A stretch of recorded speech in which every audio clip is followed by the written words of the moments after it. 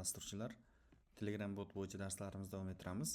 Avvalgi darslarda biz Telegram botimizni shablon tuzdik. Middleware va shunga o'xshagan bir qancha ishlarni ko'rib chiqdik. Ana endi bugungi darsimizda, bugungi videomizda Telegram botimiz uchun eng muhim bo'lgan qismlardan biri foydalanuvchilar, ya'ni ma'lumotlar bazasini qanday ulashni ko'rib chiqamiz.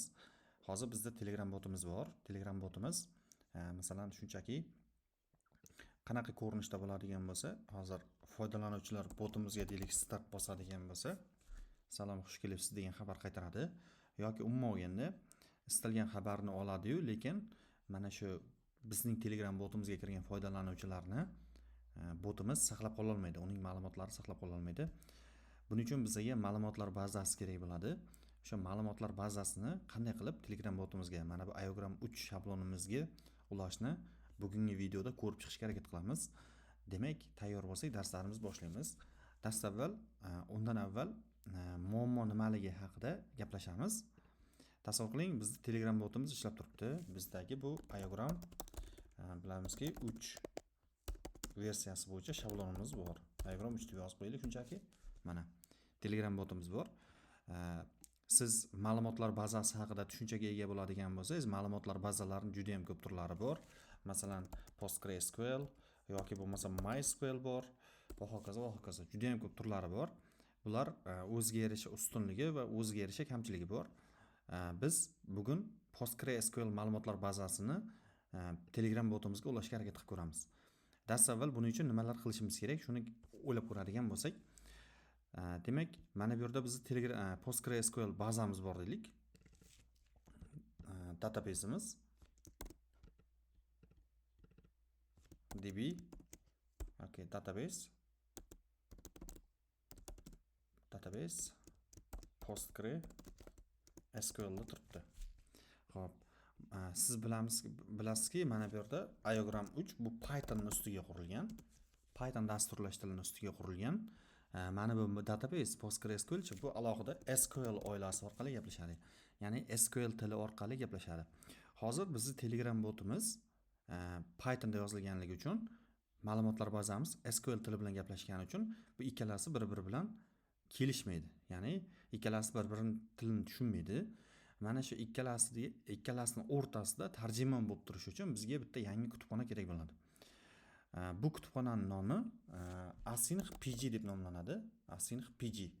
Biz mana shu kutubxonadan foydalanib, mana bu ma'lumotlar bazamiz bilan Telegram botimizda ikkalasini gaplashtiramiz. Ya'ni bu o'rtada mana shu Async PG kutubxonasi bizda tarjimon vazifasini bajarib beradi. Async PG. Men hozir video davomida buni tushuntirib ketaman. Ya'ni ma'lum bir biz komandalar yozamiz. Misol uchun Async PG. Ma'lum bir komandalar yozamiz. Python komandalar, Python kodlar yozamiz. Python kodimizni mana bu Async PG bu SQL tiliga tarjima qilib beradi. Va xuddi shunaqa SQL tiliga tarjima qilib ma'lumotlar bazasi bilan gaplashib, bizga ma'lumotlar bazasida kerakli ishlarni qaytarib beradi. Mana shu vazifani bizda Async PG bajarib beradi. Xuddi shunaqa ishlaydi. Bunga o'xshagan kutubxonalar ko'p. Iogram 3 ni o'zi ORM ga asoslangan, ya'ni ko'proq SQL Alchemy qulayroq ishlatiladi, lekin hozirgi momentda bizga osonroq bo'lishi uchun biz mana shu Async PG dan foydalanib ko'ramiz. Mana shu ma'lumotlar bazasi, ya'ni PostgreSQL davomida olgan bilimlarimizni Telegram botga ulab mustahkamlab ko'rishga harakat qilamiz. Demak, aytganimdek, mana bu bizda ikkalasi ikkita tilda gaplashgani uchun, ikkita til tushungani uchun ikkalasining o'rtasida bizga tarjima kerak bo'ladi. Async PG ni xuddi shunday qilib siz kirib ko'radigan bo'lsangiz, qidirib ko'radigan bo'lsangiz, dokumentatsiyasi quyidagicha chiqadi. Birinchi o'rnatib olishimiz kerak. Undan keyin mana ko'rib turibsiz, async.io va async PG ni import qilishimiz kerak, kerakli fayl bo'ladida. Istalgan bironta funksiyani ichida aytayaptiki, async PG ni chaqirib connect, ya'ni ma'lumotlar bazamiz bilan, databasimiz bilan bog'lanishimiz kerak. Ma'lumotlar bazasida Windows dagilar buni juda ham yaxshi biladi. Siz PSQL shell ga kiradigan bo'lsangiz, o'sha PostgreSQL da birinchi so'raydi, user standart holatda PostgreSQL ni o'rnatganingizda Postgres bo'ladi. O'sha PostgreSQL ni kompyuteringizga o'rnatganingizdagi password bu password va database nomi. O'sha databasega ulanib, bizlar nima qilishimiz mumkin? Demak, ma'lumotlar bazamizga ulanishimiz mumkin. Mana ko'rib turganingizdek, bu Python kod bo'lyapti. O'sha mana shu Python kod async pg bizni ma'lumotlar bazamiz qayerda bo'ladigan bo'lsa, o'sha ma'lumotlar bazamizga ulanishga yordam beradi. Va mana bunaqa Python komandalarida ichida ko'rib turibsiz, SQL query'lar yozilyapti bu yerda. Bu haqida ham biz alohida hali demak gaplashib chiqamiz. Qisqacha shu, demak, hozir Telegram botimizni jonlantiramiz. Telegram botimizga qo'shilgan foydalanuvchilarni mana bu PostgreSQL ma'lumotlar bazamizga yozishga harakat qilamiz. Demak, tayyor bo'lsangiz darsimizni boshlaymiz. Buning uchun bizda Iogram 3 shablonimiz bor. Mana shu Iogram 3 shablonimizga kiramiz. Hozir men Telegram botini bundan avval ishlatib turganimni to'xtataman. O'ynani tozalab, virtual muhitni ham yoqib olishimiz kerak. Source env bin activate. Agarda sizda yoqilmagan bo'lsa, menda yondi. Va keyingi qadamda pip install async pg ni o'rnatib olamiz. Mana shu kutubxonani o'rnatib olamiz. Aytganimdek, mana shunchaki kopiya qilib olishimiz ham mumkin yoki yozishingiz ham mumkin bo'ladi. Pip install async pg. Bu juda ham muhim bizga. Xo'p, mana o'rnatib oldik. Juda ham yengil kutubxona. Xo'p, buni o'rnatib olganimizdan keyingi vazifa nima?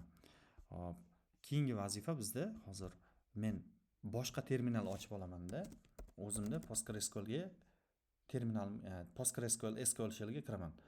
Xo'p, birinchidan PSQL deymanda, Postgres deb PostgresDB ga kirib olaman. Hozir menda /l deydigan bo'lsam, mana ko'rib turibsiz, juda ham ko'p database'lar bor. Men yangi bitta database yarataman. Create database va buni nomini Iogram 3 db deb nomlab qo'yaman. Create database bo'lib yaratildi.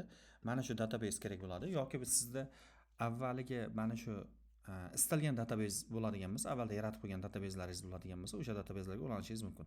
Mana men Iogram 3 db deb database nomlab qo'ydim. Menda foydalanuvchi nomi Postgres va PSQL ga kirish kodi menda 1. Siz PostgreSQL ni kompyuteringizga o'rnatilgandagi kodingiz kerak bo'ladi. PSQL ni o'rnatganimizdan so'ng Iogram 3 shablon. Keling, mana shuni ichida biz yangi bitta Python fayl yaratamiz. Python. Buni nomini, misol uchun database deb nomlaydigan bo'lsak, database buni nomlab olamiz. Endi keyingi qadamda biz bitta o'zimizga kerakli bo'lgan komandalarni chaqirib, o'sha ma'lumotlar bazamizga ulanishimiz uchun kerakli bo'lgan funksiyalarni, kerakli bo'lgan klasslarni yozib olishimiz kerak bo'ladi. Buning uchun birinchi navbatda import qilamiz. Hozirga o'rnatib olgan async pg kutubxonasini chaqirib olamiz. Buni chaqirib olganimizdan keyin, keling men bitta klass yozaman va klassning nomini database deb yozib qo'yaman. Database. Mana shu database klass orqali biz barcha kerakli ishlar qilamiz va buni initialize qilib olamiz. Va menga bitta o'zgaruvchi beraman. Bu pool, ya'ni house. Buni nimaligini hali tushuntiraman. Demak, pool. Ana tayyor. Endi xo'p, keyingi vazifa nima?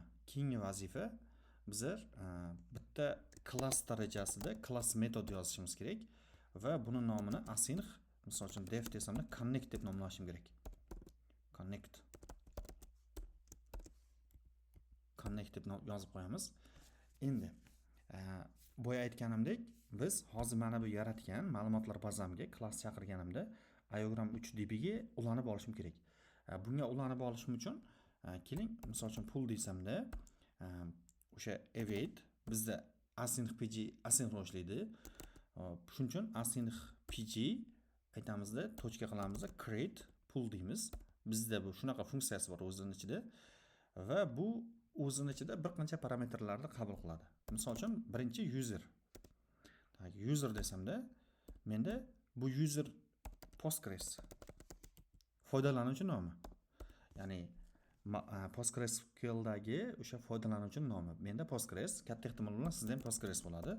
Password deymizda, menda 1. O'sha PostgreSQL ga ulanishdagi parol. Sizda qanaqa bo'ladigan bo'lsa, o'shani qo'yasiz, 1. Keyingisi database. Database ga men mana buni qo'yaman hozirgi. demak mana buni qo'yaman. Aygoram 3DB ni aytganimdek siz boshqa database yaratgan bo'lsangiz o'shani yoki avvalgi databazelaringizni ham bu yerga qo'yib qo'yishingiz mumkin bo'ladi. Va uchinchisi host bo'ladi. Bu host name yozib qo'yadigan bo'lsak, standart holatda bu deylik 127.0.0.1 port deb yozib qo'ysak bo'ladi. Mana aytganimdek mana bu connect funksiyasi, ya'ni metod chaqiriladigan bo'lsa, bu ulanadi. Ya'ni Postgres kompyuterimizdagi o'sha user Postgres bilan kiradi, parol bir va mana bu databazega ulanadi. Xo'p, keyingisi endi return deydigan bo'lsak, misol uchun class darajasida biz buni nima qilib qo'yamiz? Misol uchun mana bu pulni berib qo'yamiz. Mana connect qilamiz. Xo'p, endi bu connect ma'lumotlar bazasiga connect qilganimizdan keyin bizga nima kerak bo'ladi? Bizga birinchi o'rinda jadvalimiz kerak bo'ladi. Ya'ni bilamizki PostgreSQL relational database, ya'ni jadvallarga asoslangan database, ma'lumotlarni table ko'rinishda, ya'ni jadval ko'rinishida saqlaydi. O'shaning uchun men bitta funksiya yozaman. Async desamda def create user table desak. Xo'p. Async create bitta endi buni ichida query yozaman. SQL query, ya'ni so'rov yozamiz. Bu so'rov qanaqa bo'ladi? Xo'p, endi bilimlaringizni ishga solishingiz kerak. Mana bu create user table funksiyasi chaqirilgan vaqtida ichkarida SQL komanda yoziladi. Jadval yaratish uchun nima qilish kerak edi? Create table. Agar misol uchun table to'g'ri yozaylik, o'sha har safar create user table funksiyasi chaqirilganda avvalda mana shu user jadvali yaratilgan bo'lsa, qayta yaratmaslik kerak. O'shaning uchun biz bir marta tekshirishimiz kerak. If not exists, ya'ni avvalda yaratilmagan bo'lsa, mana shu users degan jadvalni yaratsin. Bu users jadvali nima uchun kerakligini siz bilasiz. Bu o'sha foydalanuvchilarni saqlab qolish uchun. Birinchi Telegramda foydalanuvchilarni nimalarni saqlaymiz? Misol uchun Telegram ID'sini. Telegram ID juda ham muhim. Mana shu orqali biz foydalanuvchilarga har xil xabarlar, reklamalar yuborishimiz mumkin bo'ladi.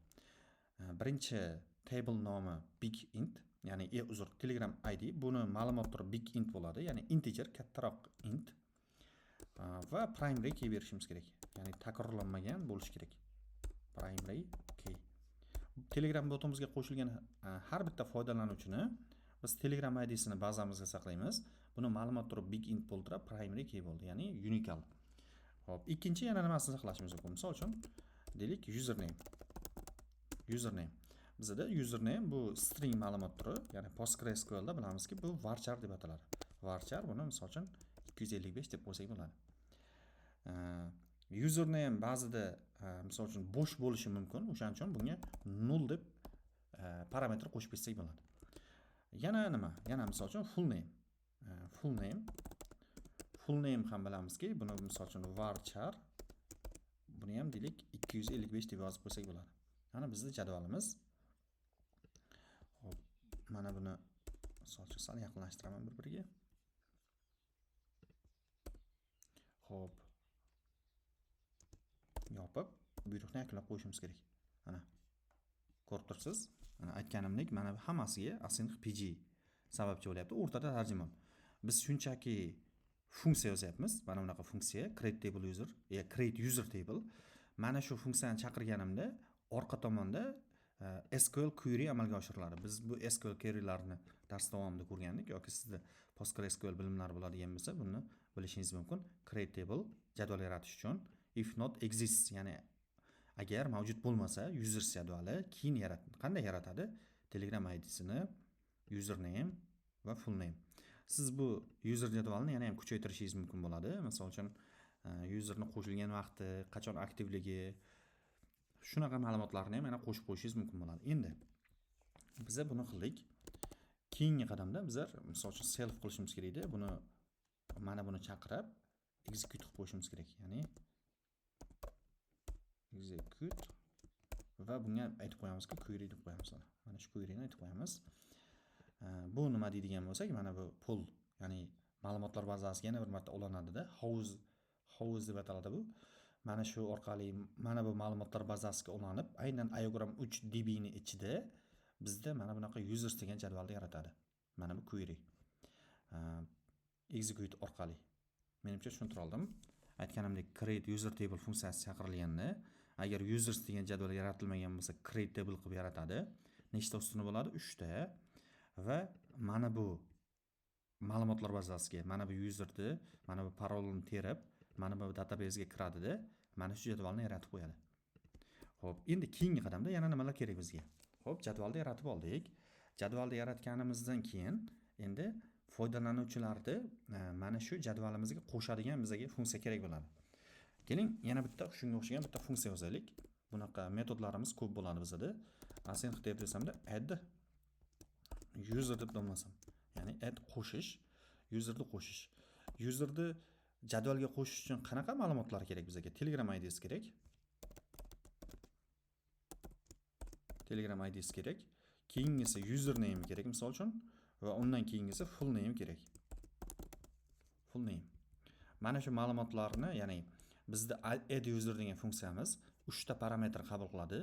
Ana shu parametrlar orqali foydalanuvchilarni bazaga qo'shadi. Add user.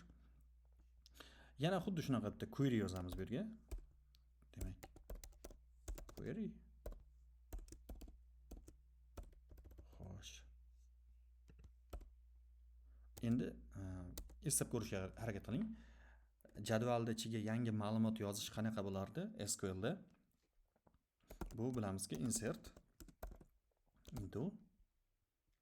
Keyingisi nima edi? Jadval nomi users va o'sha users jadvaliga qanaqa users jadvalidagi qaysi parametrlarga ma'lumot yozishni aytamiz. Birinchisi Telegram ID, ikkinchisi misol uchun username, uchinchisi deylik full name. Mana insert into users, mana shu users jadvaliga Telegram ID, username, full name, enter bosamanda keyingi parametrda nima edi?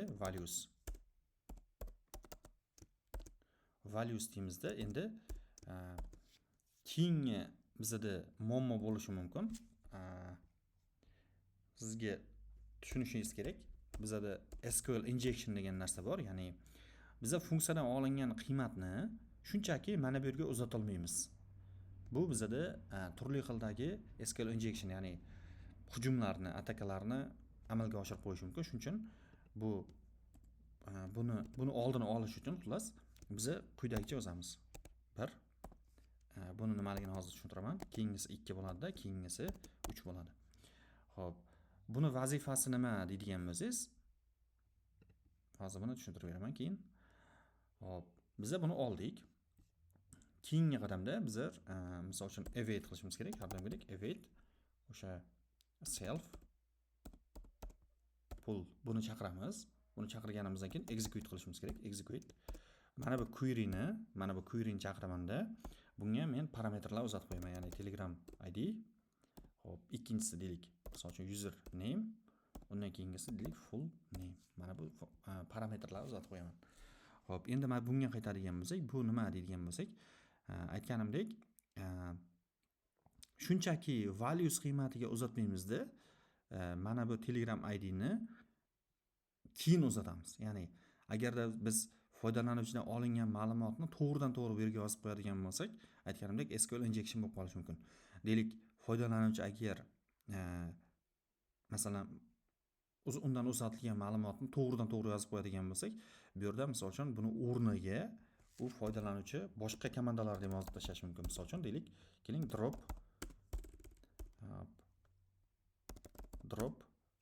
table va hokazo deb agar ismini mana bunaqa qo'yib qo'yadigan bo'lsa, mana bu ichkarida mana bu buyruq yurib ketib qolishi mumkin. Ya'ni o'shanda users jadval nima qiladi? O'chib ketib qoladi. O'shanaqa hujumlar bo'lib qolishi mumkin. O'shaning uchun bu oldini olish maqsadida SQL injectionlarda.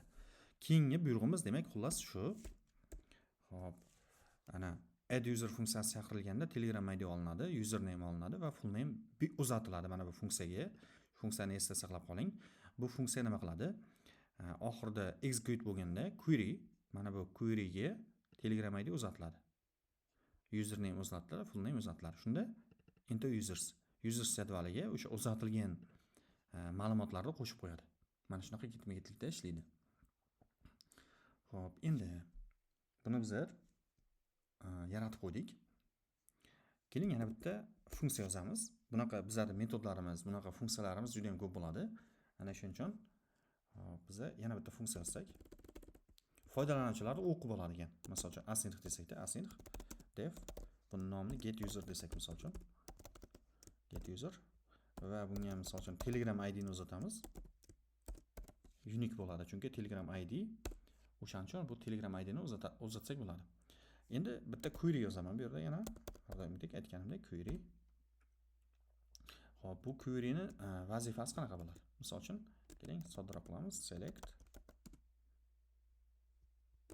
yulduzcha bitta foydalanuvchi ma'lumotini o'qish. Bizlar jadvalimiz nomi nima edi? Users bilan users.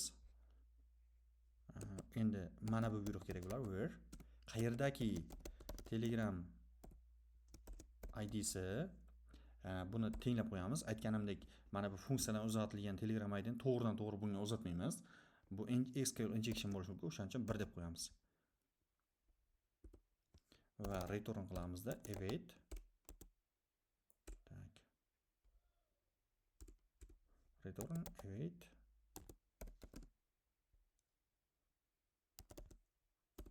Self pull qilamiz.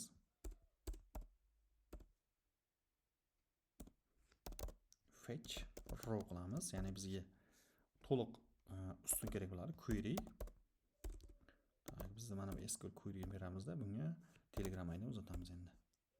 Aytganimdek, mana bu funksiyadan uzatilgan Telegram ID ni bu yerga f string Telegram ID qilib uzatishimiz yo'q. Bu aytganimdek muammolarga olib keladi.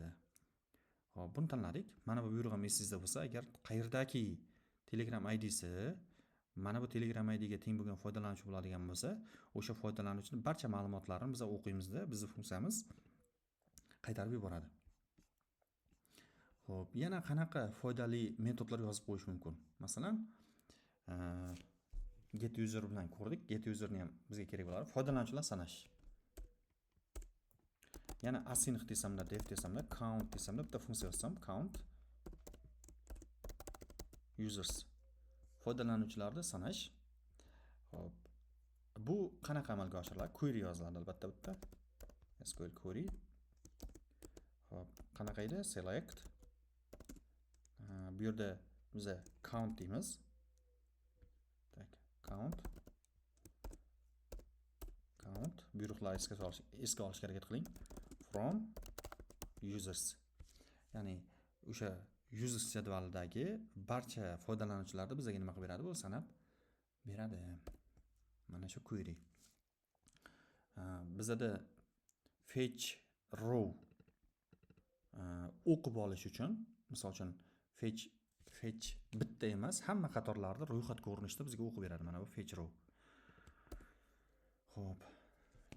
Endi xuddi shunaqa mana bu await self qilamizda, misol uchun await self pull endi fetch row emas, shunchaki bizga fetch misol uchun val kerak bo'ladi. Query ni berib yuboramiz, uzr. Va bunga query ni berib yuboramiz. Xo'p, ikkalasi orasidagi farq nima deyishingiz mumkin?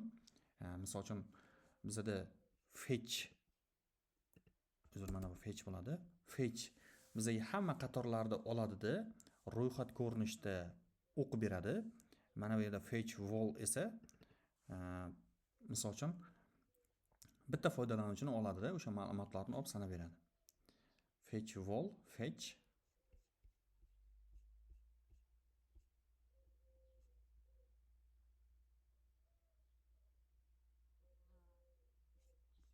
yoki teskarisi. Uzr, bu boshqa uchun kerak bo'ladi, fetch row. Xo'p, xullas mana yetarli. Keling buni sinab ko'ramiz. Mana bizga kerakli barcha narsa bor. Mana database'imiz bor, class database, connect, ya'ni ma'lumotlar bazamizga ulanishimiz uchun connect funksiyamiz bor. Jadvalimizni yaratish uchun create table user degan funksiyamiz bor. Ularni eslab qolishga harakat qiling.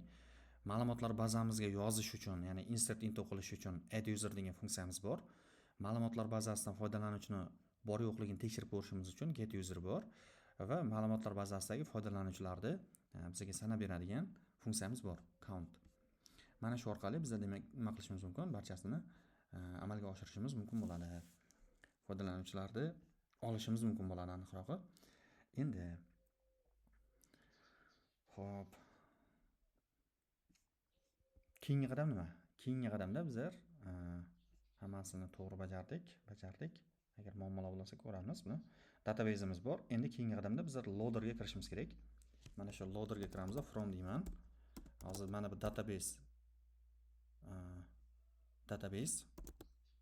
klassimizni ichidan bizga mana bu databaseni chaqirib olishimiz kerak bo'ladi.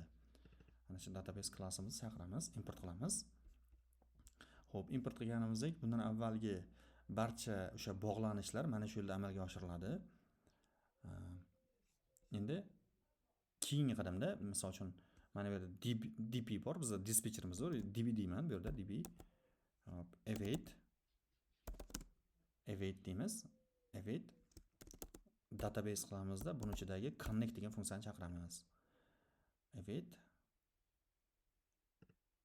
Xo'p. Negadir bizda bu qizardi. Yoki bo'lmasa shunchaki database connect qilaylik. Buni ko'ramiz natijasini. Xo'sh. Ha, endi yaxshi. Lekin bizda misol uchun klassimiz asinxron ishlaydi-ku, o'shaning uchun bunga await qo'yishimiz kerak edi. Hozir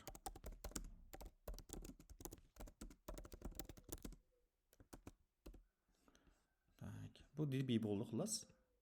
Endi biz app.py ga kirishimiz kerak. App.py ga kirib, bizamizga bog'lanishlar bor bu yerda. Bog'lanishlarimiz bo'lgandan keyin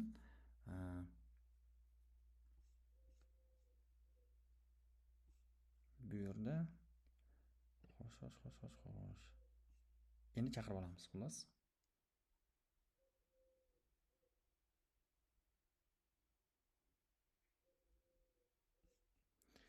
Sal muammoli.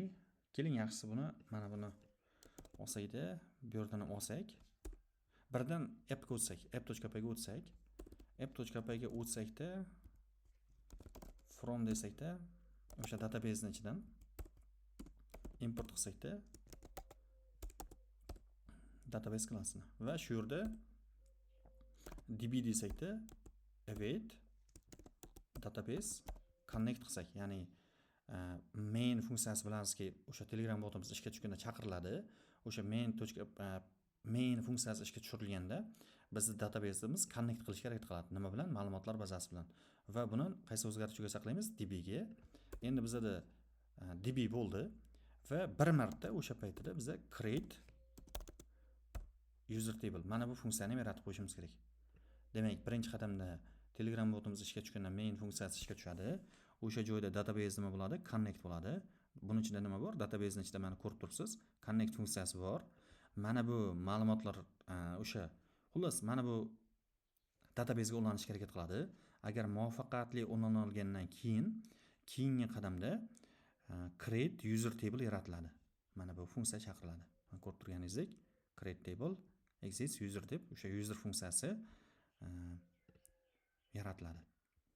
Xo'p, user funksiyasi muvaffaqiyatli yaratilgandan keyin, xo'p, endi keyingi qadamda bizlar mana shu db dan foydalanib bizlar demak ishlashimiz mumkin bo'ladi. Xo'p, demak databaseni connect qilib oldik, ma'lumotlar bazamizni connect qildik. Connect qilganimizdan keyin biz jadval yaratdik, create table user. Demak, create table user ga kiradigan bo'lsak, bu funksiyamiz asinxron ishlaydi. O'shaning uchun buni ham yoniga bizlar asinxron ishlash uchun chaqirib qo'yishimiz kerak bo'ladi. Ya'ni qanday? Await db create table, create user table buni chaqirib olamiz. Databaseni connect qilib oldik va create user table buni ham chaqirib oldik. Endi keyingi navbatda biz mana shu databaseni barcha handlerlarning ichida ishlata olishimiz uchun mana bu start pullingga berib yuborishimiz kerak bo'ladi. Buning uchun biz aytamizki, buni database sifatida db deymizda teng deb qo'yamiz mana bu db ga. Mana shuni berib yuborishimiz kerak bo'ladi. Shunda mana bu databasimiz barcha handler, ya'ni routerlarga tarqaladi. Jarayon shunaqa ishlaydi. Endi keling bitta handlerga ulab ko'rsak. Foydalanuvchi bizni Telegram botimizga start bosgan vaqtida mana shu foydalanuvchining ma'lumotlarini biz ma'lumotlar bazamizga yozib qo'yishimiz kerak bo'ladi. Bu jarayon qanaqa amalga oshadi? Buning uchun hozir yuqorida from deymizda database'imizni ichidan import qilishimiz kerak. Database klassimizni mana shu database klass chaqirib olamiz. Bu database klass chaqirganimizdan keyin bizlar mana bu handlerni ichiga misol uchun db deymizda desak, db deb shunchaki mana bu databaseni berib yuborsak bo'ladi. Keyingi parametr sifatida db database. Hop, buni uzatganimizdan keyin foydalanuvchi start bosdi. Start bosgandan keyin foydalanuvchini biz ma'lumotlarini olib qolsak bo'ladi. Misol uchun Telegram ID'sini olsak bo'ladi. Buning uchun bilamizki message from user ID. Bu yerdan Telegram ID'sini olamiz. Misol uchun username desakda message.from deymizda username. Undan keyingisi misol uchun full name ham olsak bo'ladi. Full name bu ham qanday bo'ladi? Message from userdan full name. Shu parametrni olamiz mana. Foydalanuvchi start bosgandagi barcha ma'lumotlari olindi. Endi olingandan keyin o'sha foydalanuvchini qayta ma'lumotlar bazasiga yozmasligi uchun biz uni tekshirib ko'rsak bo'ladi. Ya'ni hozir mana databasega ko'radigan bo'lsak, bizga create user table funksiyasi kerak bo'ladi. Bu Telegram ID, username, full name'larni berib qo'shishimiz uchun. Undan ham avval bizda get user degan funksiyasi bor. Mana shu get user funksiyasini chaqirib va bunga Telegram ID uzatib, o'sha foydalanuvchi avvalda bormi yo'qmi biz buni tekshirib ko'rsak bo'ladi. Xo'p, demak buning uchun user deyman, bitta o'zgaruvchi yarataman. Await db get user va o'sha get user funksiyasiga mana bu Telegram ID ni uzatib yuboramiz. Hop, Telegram ID ni misol uchun uzatdik o'sha foydalanuvchini. Endi tekshirishimiz kerak. If agar not user, agarda o'sha foydalanuvchi not user agar bazada bo'lmaydigan bo'lsa, biz chaqiramiz await db. Bizda funksiyamiz bor edi, add user degan. Bunga parametrlar uzatamiz. Masalan, Telegram ID teng bo'lsin nimaga? Telegram ID ga. Xo'p, keyingi parametrda username teng bo'lsin username ga va uchinchi parametri full name teng bo'lsin nimaga? Bizda full name ga teng bo'ladi. Ana shu foydalanuvchining ma'lumotlar bazasiga qo'shamiz va yangi kirib kelgan foydalanuvchi uchun await message misol uchun answer deymizda. Misol uchun xush kelibsiz. Mana bu xabarni bu yerga qo'ysak bo'ladi. Aniqrog'i. Shuni shunday qilib olaman va shu yerga tashlayman. Salom, xush kelibsiz degan xabar qo'yamiz. Else bo'lsa-chi, agar inkor bo'ladigan bo'lsa-chi, unda foydalanuvchi yana qayta Telegram botimizga kirgan bo'ladi. Uni qayta saqlashimiz shart emas. O'shaning uchun unga qaytadan xabar yozib qo'yamiz. Salom. Misol uchun sizni yana botimizda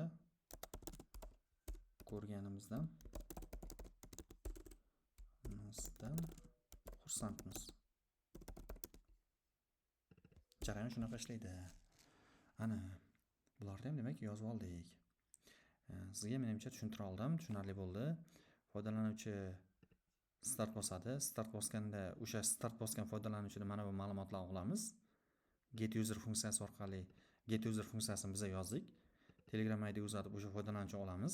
O'sha foydalanuvchi agar bo'lmasa, demak ma'lumotlar bazasida yo'q bo'ladi. O'sha foydalanuvchini add user funksiyasi orqali mana bu parametrlarni uzatib bazaga saqlaymiz va o'sha foydalanuvchiga xush kelibsiz xabarini chiqaramiz. Agar o'sha foydalanuvchi ma'lumotlar bazasida bo'ladigan bo'lsa, demak if ga tushmaydi. Unga shunchaki sizni yana botimizda ko'rganimizdan xursandmiz degan xabarni yozib qo'yamiz. Jarayon shunaqa ishlaydi. Endi ma'lum bir qanaqadir xatolar chiqishi mumkin. O'shaning uchun bizlar botimizda hozir ko'rishimiz mumkin. Ishlatib ko'ramiz aniqrog'i. Demak, aytsakki python app.py. Bitta enter bosamiz. Hop, hozircha hammasi joyida. Endi botga kirib ko'ramiz. Telegram botga kirib, misol uchun start tugmasini bosamiz. Salom, xush kelibsiz degan xabar chiqdi.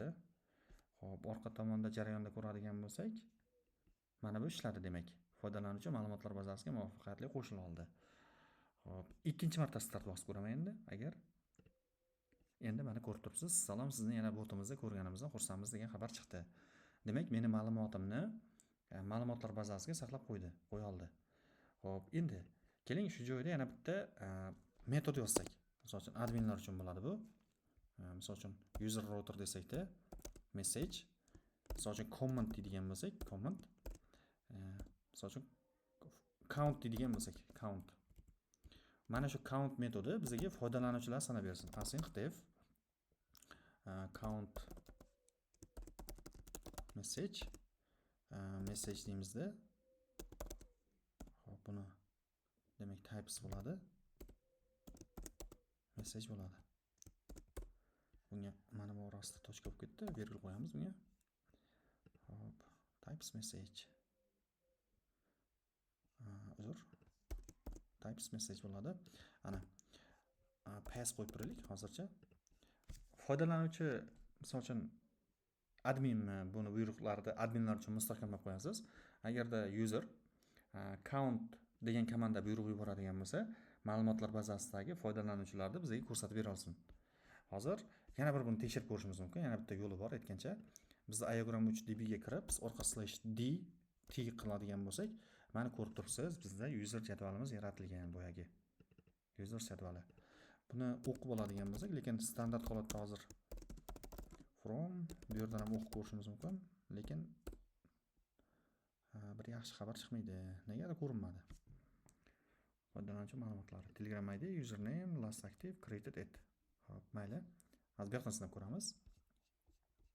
Hop, bizlar shunaqa metod yozgandik. Foydalanuvchilar sanab oladigan. Buni nomi get count users edi. O'sha count users metodi bizda foydalanuvchilarni sanardi. Biz o'sha funksiyani chaqirib, bu yerda userga xabar yozish, adminga xabar yozishimiz mumkin. Masalan, count deylik. Count await deymizda, bunga ham narga parametr qo'shib qo'yishimiz kerak. db demak database await db count users chaqiramiz. Shunda bizga barcha sanoqni chiqarib beradi. Await message tochka desakda answer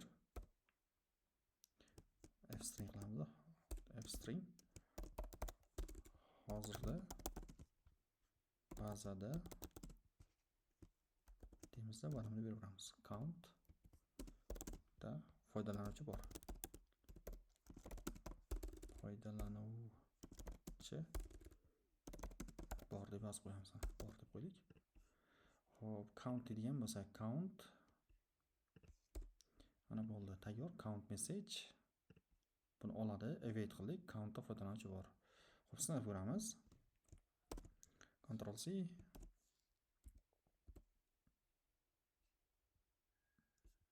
Hop, endi Telegram botimizga kiramizda, mana bunga kirib count degan buyruqni beraman. Count desamda va bitta enterni bosadigan bo'lsam, negadir bazaga saqlamadi.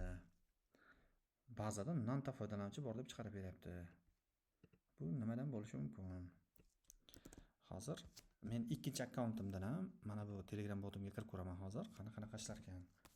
Tak, hozir kirib ko'ramiz. Yozdilarmi ekan aniqrog'i?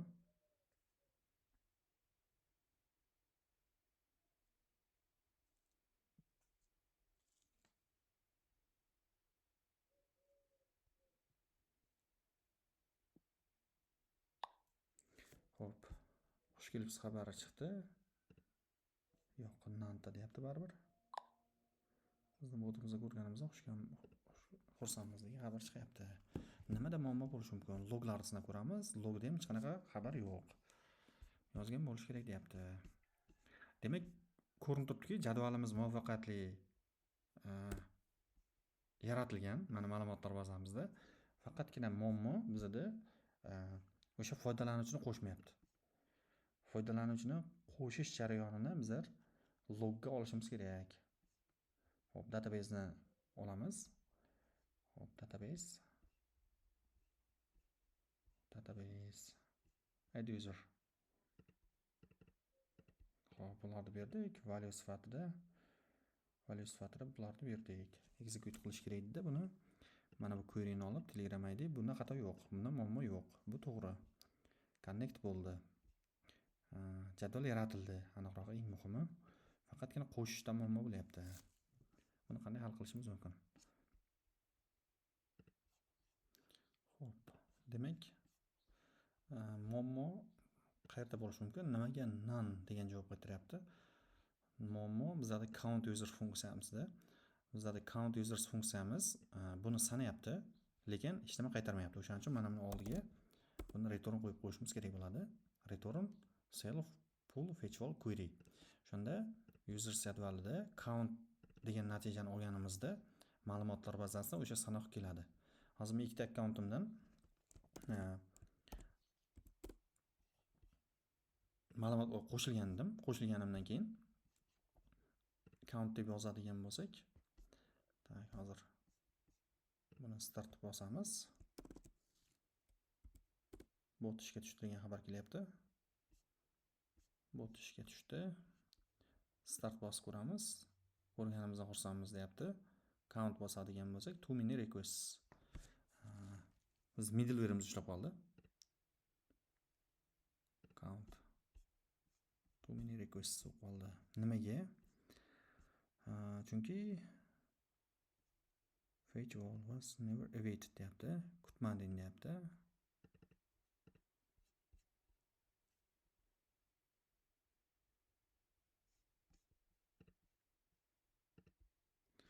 Yana bir marta ko'raylik. Bunda nima muammo bor? App